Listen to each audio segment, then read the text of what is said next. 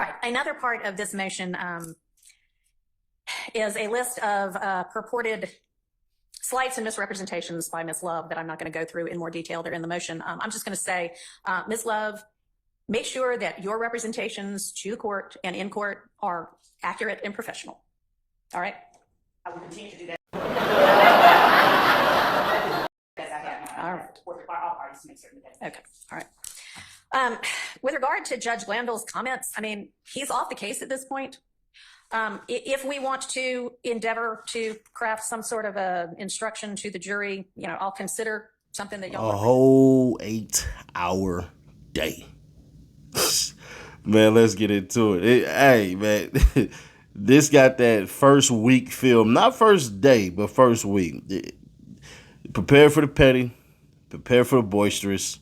Prepare for y'all to slowly turn. Some of y'all, not everybody, because I watched in the chat. Some of y'all to slowly turn against that judge. Let's do it. Got from the clerk's office every sealed filing from the state or any of the defendants in any of these 6 defendants' cases. I've looked at all of them. There's nothing improper about any of them. I refiled them. The order that it accompanies the resealing, I'm sorry, not refiled them, resealed them, actually delineates each of the things that I looked at or the dates of each of those sealed filings. I'll note that a lot of those ex partes were defense ex partes. There's nothing wrong necessarily with something being done ex parte. We're kind of talking about this June 10th ex parte as though, ooh, that is such a horrible thing. And it may be, but an ex parte in and of itself is not necessarily a bad thing, and both sides have appropriately held ex parte communications about things that should be ex parte with Judge Glanville prior to this. Analogous language in that, and I'd just like to point the court to that. Thank you. All right, thank you. All right, with regard to this motion, you know, I know that there were some things in it that suggested that certain of the defense lawyers might be running afoul of bar rules, and if they choose to take action that might put them in that kind of a situation, that's kind of up to them. And if there is a complaint filed, then they will have to deal with it. But I think that in regard to the propriety of doing that in this case at this time, I'm going to deny the state's motion. Obviously, if facts change and the state or the defense at any future time believes that it would be appropriate to consider this issue again, please raise it again. But at this point in time, we are going to move forward without instituting any kind of a restrictive order for speaking with the press in the case. I know that there are some outstanding bond motions. So Mr. Steele, on behalf of Mr. Williams, has filed a motion for bond reconsideration. But Mr. Steele, you essentially go back and argue anew all of the factors that whichever, I don't even know who took up the bond to begin with, but another court has already considered all of those, the Ayala factors, and you don't present changed circumstances. You just essentially say this call was wrong to begin with and you should do it over. And I am not going to reconsider any bond issues that have already been considered and ruled upon by another court absent legitimate changed circumstances. So that motion is denied. And so there's just a lot there, and we're going to need to have that discussion at some time. Okay, thank you. When does the state intend to let the defense know what it is they're actually using out of the universe of all possible things? Your Honor, what I think that we have represented to the court previously is that prior to, I believe we had said at least a week before, because there is a large volume, to say the least, of calls within the jail calls and within the wiretap that are that have been turned over in discovery. And I believe that we had previously said that did we say the week before? 2 weeks before, we intend to use them, we would apprise defendants of which ones. Can y'all explain to me how you are dealing with a large volume of what ought to be motions in limine while in the midst of trial?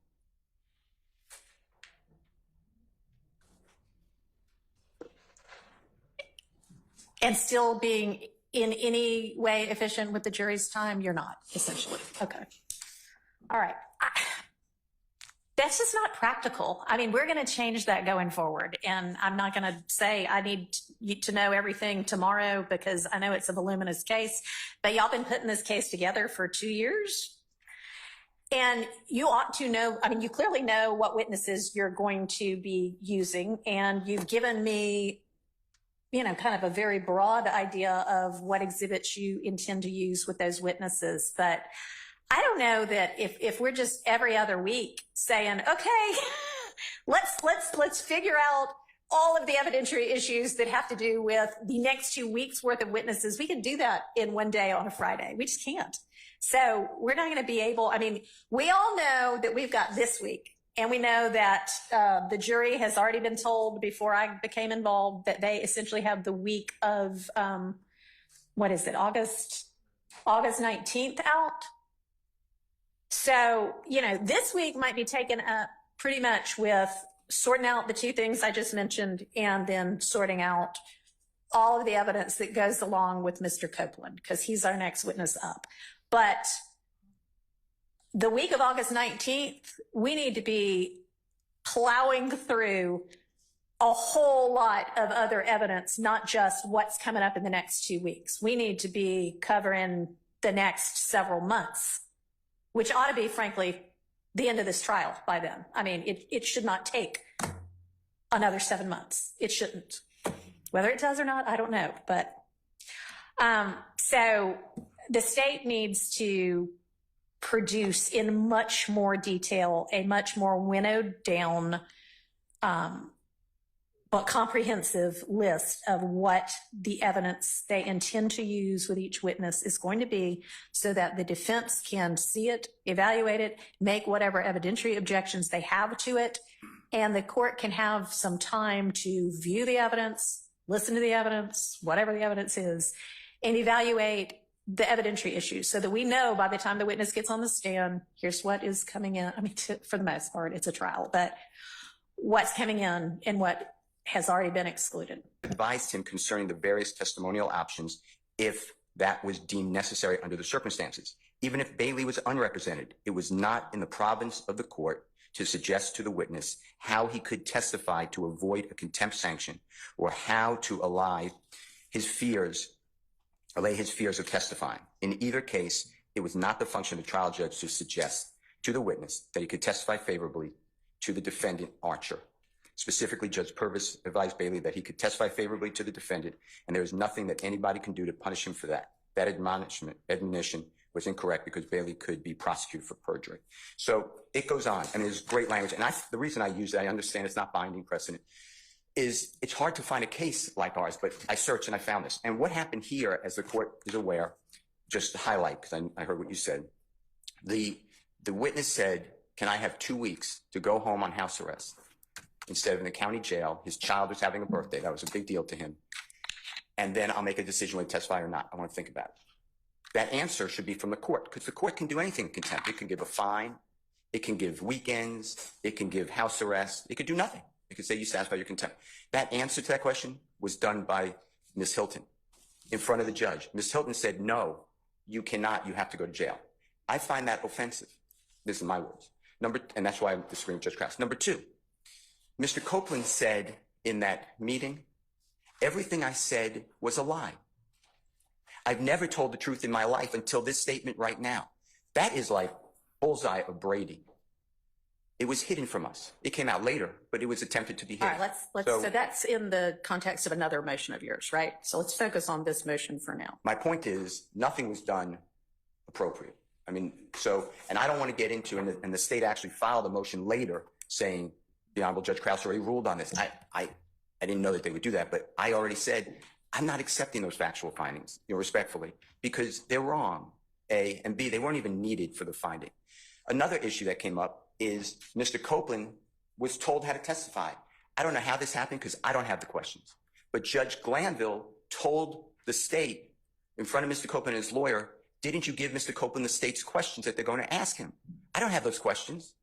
The judge said to Mr. Copeland, remember what Ms. Love told you. Unless you tell a big whopper of a lie, these are not quotes, you're not going to get in trouble. That's not in the transcript. So something happened outside the transcript.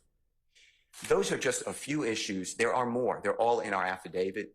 But those are a few issues that when Judge Krause said everything that was done, if it was done in open court, was appropriate, everything that was done is intimidating a witness. And it changes the complexity of the case. Because what you will find out is Kenneth Copeland, these are my words, made misstatements to law enforcement. He made 6 statements. They're all audio, video recorded, except for 2. They track over 16 hours. The judge told him, and Ms. Hilton told him, and Mr. Copeland said, you previously told me, meaning Ms. Hilton, I could just say I don't remember, I don't recall. And the judge said, yeah, you won't get in trouble for that. Well, what that does, as under Georgia law, is that triggers a prior inconsistent statement, which is all that the state wants him. Mr. Copeland is just here for his prior consistent or inconsistent statements. And that's what happened in the Archer case. That's why they're saying, the judge said to Mr. Bailey, you can even testify for Mr. Archer. You won't get in trouble because, and it explains in the Maryland case, because that would trigger and open the door to prior statements, which is all the state wanted. So to me, as found by the Maryland court, this is intimidation. There was nothing appropriate. And the Honorable Judge Krause, I'm confident, did not have this case, but I respectfully disagree. And that's why I wrote that motion. All right. Anybody else? All right. With regard to just this particular motion, which is styled a motion to challenge essentially Judge Krause's factual findings in her recusal order. It appears to me to ask this court to almost sit as a reviewing court and find certain factual findings to be erroneous. And this court doesn't have an ability to do that. The time to have filed or sought a certificate of immediate review has passed. I can't really sit as a reviewing court over a fellow superior court's order. To the extent that it is a motion to reconsider that court's order, that's a little bit closer to something that I might be able to do, but I can't really do that either. That, as Ms. Love correctly pointed out, was a motion to recuse Judge Glanville. It was before Judge Krause, not this judge, and she granted the relief that the defense sought. I understand that the defense does not like some of what might be factual findings in there. There are other motions before this court right now for mistrial based on that, and I think it is more appropriate that I consider them in the context of that than going back and essentially undoing potential factual findings made by Judge Krause.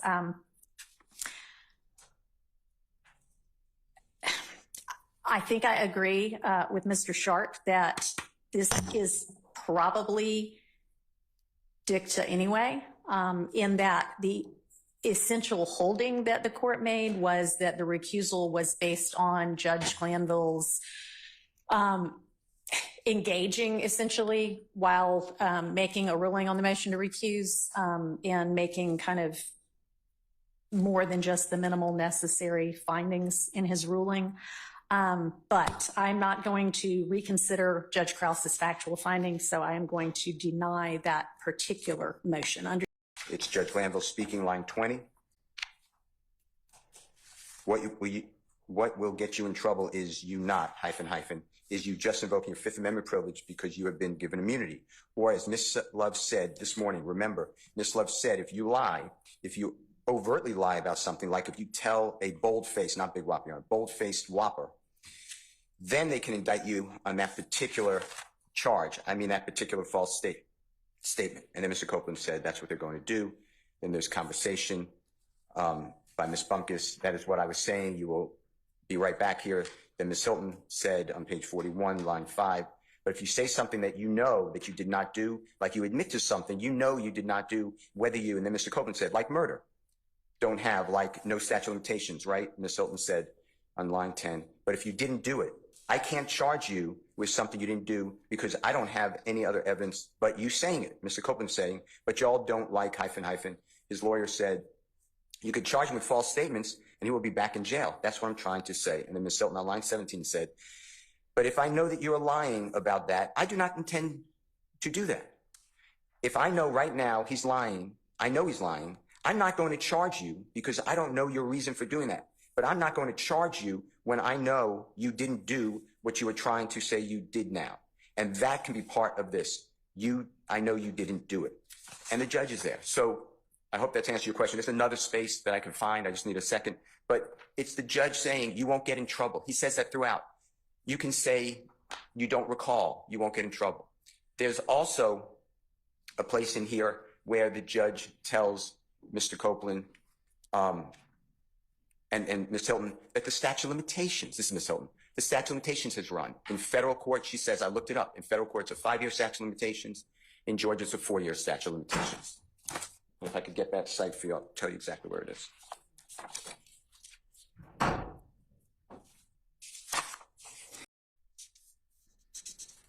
Ms. Hilton says, and what we'll say, and Mr. Copeland and I, we've talked about this. I'm not sure what your concerns are, what concerns that you expressed to Mr. Melnick last week. But if you are, if any of your concerns deal with being locked up for anything, you can't.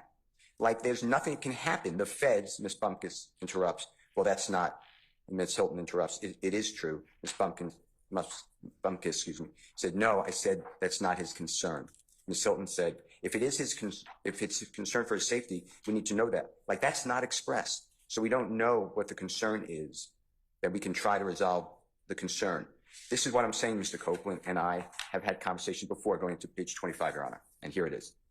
I understand some of his concerns is potential criminal liability, hence why we gave you immunity. The federal statute of limitations done. The state statute of limitations done. So there's nothing, like I researched it this weekend again, both those statute of limitations for what you and I talked about, which is a 2015 or before done. You cannot be prosecuted for anything you testify federally or statewide, immune, period.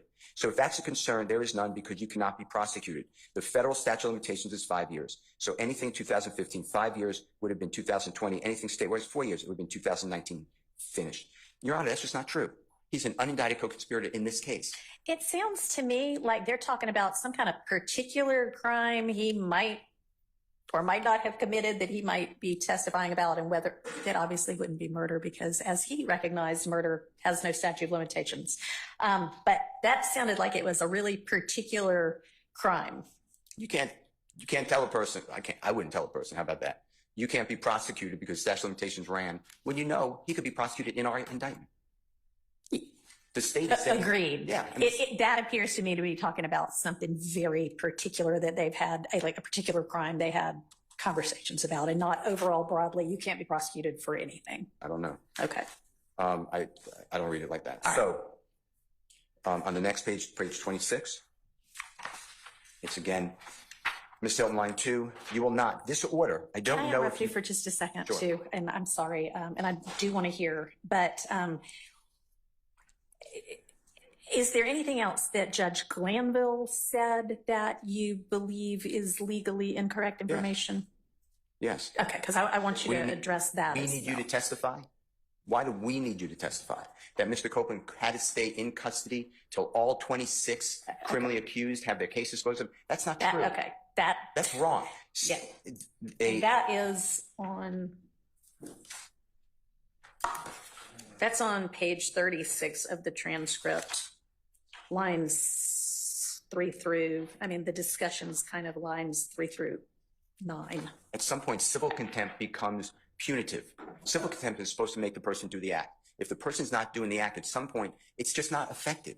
So it has to be then given a date certain. You can't just hold a human being in custody until all 26 people, some of them don't have lawyers, forever. Yeah. That's what Judge Glanville said. That's the problem. So I'm just being transparent. We're going to have a situation where Mr. Copeland's testifying. At some point, I'm going to be able to ask questions. I'm going to ask him, was there a time on June 10th, 2015 that you found yourself in an office with a judge?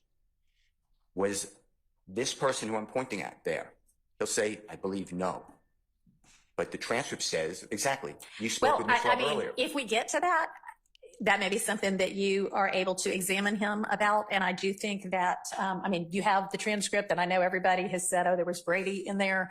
Y'all got it all now. So it's not Brady anymore. If it even was before, y'all have it. You can use it at trial. I think you can appropriately examine Mr. Copeland if he decides to testify on some, maybe all of the things that happened in there. That may be something we have to hash out a little bit more.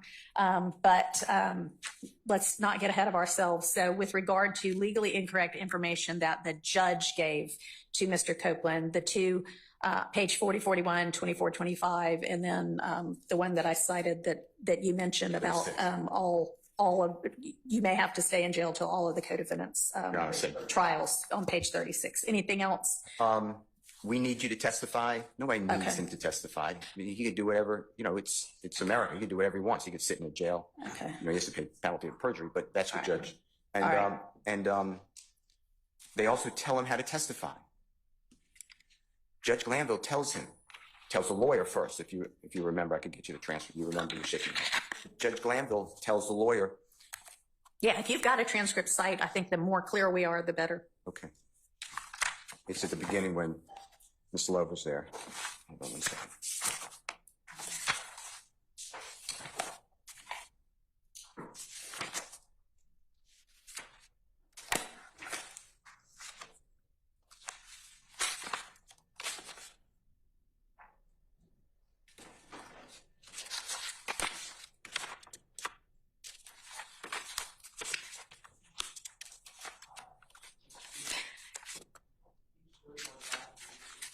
I'm being told page 30, line 5.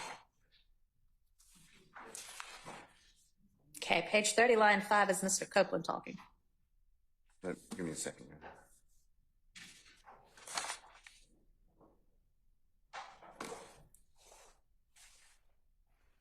Okay, so I start with page 8.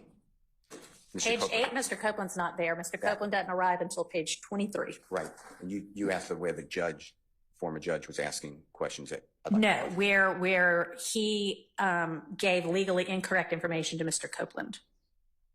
Okay. Which is what you put in your motion. Well, okay. And page 8, though, if you take in consideration, sorry, on line 9, the former accused Judge Glanville is telling the lawyer for Mr. Copeland.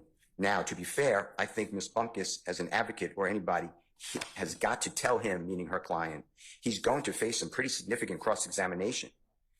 And then Ms. Bumpkus says yes. Was that legally incorrect? I would think, given this defense team that's been accumulated, that's probably accurate, even though it wasn't said to Mr. Copeland. The judge, though, and the motion is, calling the judge and the prosecutors and disqualifying prosecutors. The judge has stepped out of his role as a judge. What judge tells a lawyer, tell your client, whatever the words are, you make decisions, obviously, but this is how I read it. Tell your client he's going to face significant cross-examination. And you know what else? The judge goes further. The judge starts telling him that the client, he's telling Mr. Copeland that the clients are guilty. Mr. Copeland's not here at this point in time. This is his attorney, Ms. Bumpkus. All right, let me get that for you.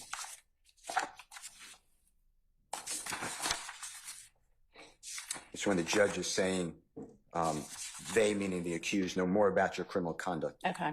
But let me find it. Okay, on page 26, Your Honor. Line 16. Uh-huh. Mr. Copeland should be there.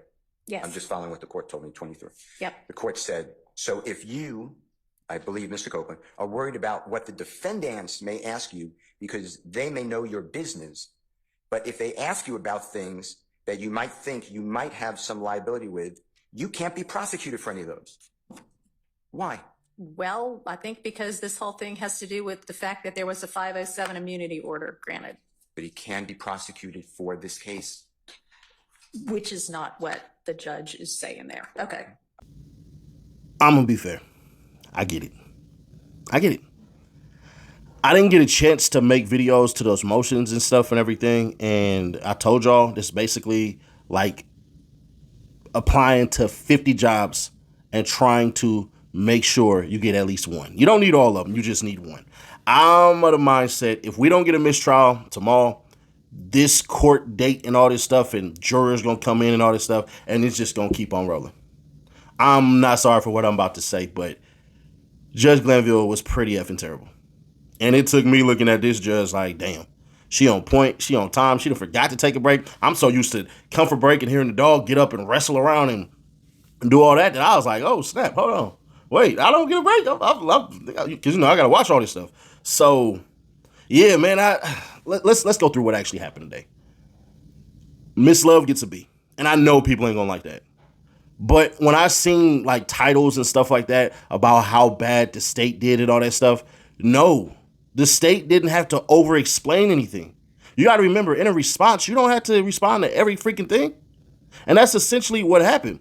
When the judge basically was like, judge got recused, so what's the point? And asked Kenneth Copeland.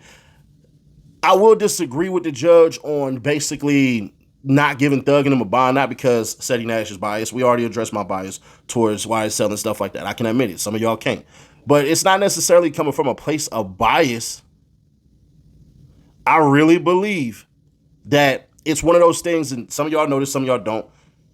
They're supposed to be granted a bond because fruit of the poisonous tree. Now, one thing that Judge Krause did, not Judge Whitaker, Judge Krause, the one who kicked Glanville off, is she gave that man a parachute. She did not say he was going to be recused because of bias. And I feel as though my mind works in certain ways that her doing that was essentially saving the case. I keep telling y'all, and I'm of this mindset and of this belief. Some of y'all felt it today. The judges have a brotherhood. And Whitaker essentially said, hey, man, he was kicked off because of how he handled the recusal. He wasn't kicked off because of the bias. If he didn't handle it that way, he would still be here. Is the message that she was putting out. She was saying, I'm not retroactively about to go back here and keep on dealing with this ex parte meeting. Once again, I believe there's nothing wrong with the ex parte meeting. But I'll also keep on telling y'all, it don't matter what the hell I'm saying. It matters what Steele and them saying, because they can't let it go. Because Steele is shooting for the appeal court. Steele is looking for any type of grain of salt that he can use to add to that extra pot of seasoning that he got going on. Because at the end of the day, he has to allege that there is dirty tactics afoot. He has to. Because everything he's saying, bruh, flat out, he has to prove it. And he's not proving it. He's just going off of theories. Well, if this right here doesn't match and this right here doesn't match, then damn it, none of it matches. Even though we're not seeing the factual connections, we can see from what's going on. She accepted the transcripts as is. So if the transcripts are accepted as is, that means the other judge didn't find anything wrong with what happened. That means we can't sit up here and say something was wrong. That's why she said you have to take it to an appellate court. I can't do anything here. And Mr. Harvey, he one of these days, bro, he gonna get that severance he keep begging for. I don't get it, but I feel like Mr. Harvey, because he's the OG and he's a walking legend in Georgia, that he kind of feel like he needs a lot more input. Because if you look at who's running the show, it's really Brian Steele, Keith Adams, and Sharp. And now Weinstein is kind of speaking up and stuff like that. Matthews will come through and say something every once in a while. The lady, the public defender, she just there to collect the check. And y'all seeing Lil Buddy. Lil Buddy had a clear face. He looked like he was a teenager. Now he looked like he was smoking cigarettes and he a goddamn grandpa now. So as far as today go, I'm going to give Miss Love a B. I have to. She was able to basically not get booted off. Get a bunch of motions denied. Which, in all candor, listening to how the judge said it, that was going to happen anyways. But it doesn't matter because at the end of the day, the defense has to. They have to try to get a mistrial on this. But I do think it was kind of dumb, and y'all can disagree with it all you want to, that Weinstein and them put in a motion to say that we won, and they're trying to goad us into basically, they're trying to trick us into basically getting a mistrial because they know they're losing. Respectfully, from some of the court reporters that are in there, I'm telling you right now, y'all have not clearly won this case at all. And it ain't over until it's over. All the witnesses that they have had, I agree with Weinstein 100%. They don't make it look good. But if I am them, I'm not going to keep on looking at it through the lens of we're winning this case. I'm going to keep on looking at it through the lens of they're losing the case. We have to win it. Now, some of y'all will be like, no, the burden of proof is on the state. Yeah, practically, yeah. But you know as well as I do. Man, you are guilty until proven innocent, not innocent until proven guilty. I don't care how y'all try to spin it. And nobody on here should disagree with that at all. Because what we thought in the interim is that, oh man, Young Thug and them are basically screwed and cooked over and all that stuff. Remember the stuff about the weed and the guns and all that stuff and everything, and y'all don't hear about it now? That's because all of that stuff has already been claimed by other people. So when y'all see, and I'm not trying to diss Vlad or none of them cats, anything like that, when they're saying stuff, they're only theorizing. They don't know anything. And it's not a disrespect. It's all speculation. But when y'all want the top people like this, just keep watching the same people y'all been watching. Me, Cuff Boys, and Miss Sylvia, Nick, all these individuals. Like, just keep watching us. And I'm not saying don't watch anybody else like Lead Attorney and Caleb Bumpus and all them. Watch them as well. But what I'm trying to get y'all to understand is some of these outside people, the bigger platforms are just now catching on to this. Not the ones who doing the theories and conspiracies and never can open their mouth because they got like 2 teeth in their mouth and stuff like that and look weird, look like Jigsaw, but in a darker pigment. We're not talking about them. What I'm trying to get y'all to understand is that what you're seeing eventually with this judge is going to be, sometimes y'all gonna get pissed off. Y'all gonna get tired of her. Mark my words. You're gonna see when the title screen is gonna say previously on X-Men. And I'm gonna say these exact words. It's gonna start from right there. Eventually, people are going to get tired of her and the word y'all. Y'all. She kept on saying y'all. And then there was a happy type of questioning like she didn't know anything. She didn't even know that it was YSL versus YFN, which, depending on how you want to spin it, you can go pro or anti. Honestly, I'm not telling you which is which, but when she didn't know there was a YSL YFN war, that's a good thing for the defense, because that means there's no prejudice. But that also means that's 100% right now for them, as far as the prosecution goes, to paint them as horrible and as dirty as they want to. One of the other things that was mentioned today too was that they basically sounded like they're about to restart Lil Woody testimony. If that's the case, I don't know if that's a good thing for the defense. I don't. Because y'all got to get rid of y'all notes. And even Brian Steele was kind of like, no, there's certain things that he said that we still want to keep in there. Like, bro, you can't have it. And this is just my opinion. You can't have it one way or the other. I don't think he said anything that's detrimental. But what I would tell Brian Steele is, you keep on harping on this stuff, trying to make it sound like Lil Woody said that he killed Donovan Thomas. He didn't. He never said that. And you keep on pressing that button, and I'm telling you right now, it ain't nothing for Lil Woody to flip the switch on and be like, man, listen, I didn't kill him. I ain't on there for that. That's what they on there for, not me. He say that, then what? So as well as people love Lil Woody and all that and everything like that, y'all 100% can turn on him. Because y'all don't know how Lil Woody feel about Brian Steele. What if he come on there and start saying that I don't recall and all of that stuff and everything like that, and saying, I don't know, to a bunch of questions that we feel would actually help out Young Thug? Then some of y'all gonna be pissed off. But if he doesn't do that, then the prosecution's gonna say, well, you seem real chatty and real friendly with the YSL team. Why is that? See what I'm saying? So just be careful. Just hold on. We got more tomorrow. We're going to do a live stream tomorrow. I would do one tonight, but I got a long-ass night ahead of me, but we're going to do it. So, yeah. And all artists and stuff like that, no matter where you're at and everything like that, tap in. I'm about to start doing interviews this week. It's going to be up on the Ceddy Nash Clips channel. I do want to start interviewing artists, so if you feel like you one of those ones, hit me up on Twitter at RealCeddyNash, and I'll catch y'all then.